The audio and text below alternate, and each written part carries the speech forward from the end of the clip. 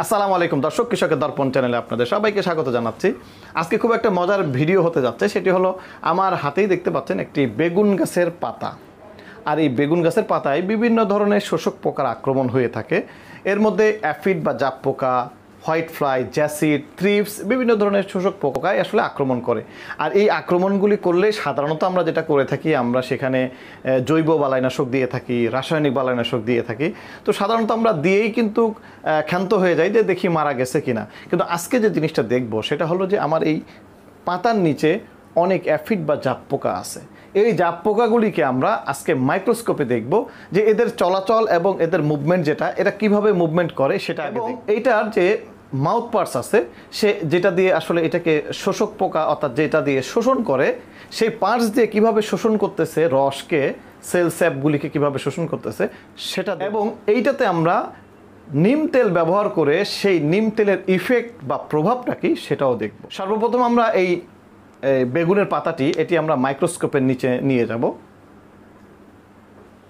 এখন যেটি দেখতেছেন সেটি হলো যে গাছের যে ভেইনগুলি আছে, অর্থাৎ তার যে শিরা এবং উপশিরা, সেগুলি দেখা যাচ্ছে।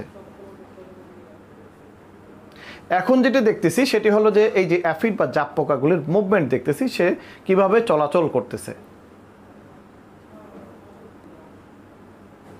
এবং চলাচলের এক পর্যায়ে সে তার মাউথ পার্টস কিন্তু তার এই পাতার সেলের ভিতরে কিন্তু পেনিট্রেট বা প্রবেশ করাচ্ছে।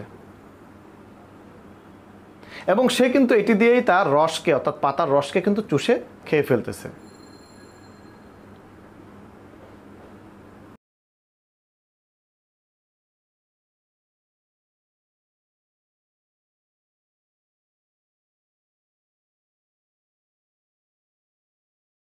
এবার আসুন যে এই পোকাটাতে, অর্থাৎ এই অ্যাফিড বা জাপ পোকাতে যদি আমরা নিম তেল ব্যবহার করি, অর্থাৎ 5 মিলি হারে প্রতি লিটার পানিতে ব্যবহার করে, এই যে নিম তেলটা দেখছেন, সেই নিম তেলটি আমরা এই পাতার উপর দিয়ে দিব।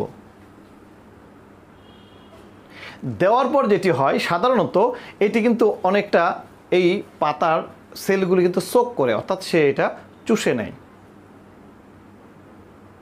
যেহেতু শোষক পোকার কাজই হলো এই সেল থেকে রসটাকে চুষে খাওয়া, বা এই সেলের যে রসটা সেটা কিন্তু তিতা করে ফেলছে। এই তিতা যখনই সে সোক করে বা সেটাকে যখন চুষে নেয়, তার ভিতরে একটা পালপিটেশন তৈরি হয়ে যায়, শরীরের মধ্যে একটা যন্ত্রণা তৈরি হয়, যার কারণে সে দৌড়াদৌড়ি শুরু করতেছে।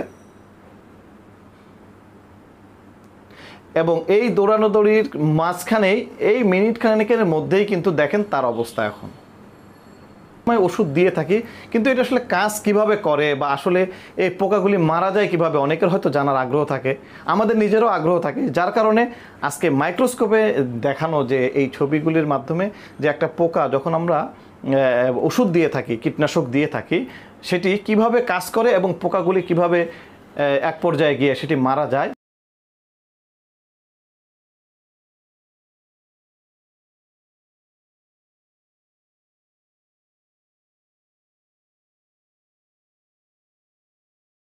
তার ভিতরে একটা ইরিটেশন, যন্ত্রণার কারণ হয়ে দাঁড়ায় এবং পরবর্তীতে তার একসময় সে মারা যায়।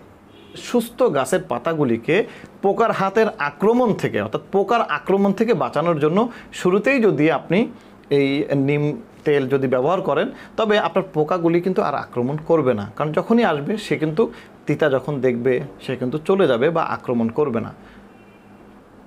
তো দর্শক, ভিডিওটি দেখার জন্য সবাইকে অসংখ্য ধন্যবাদ।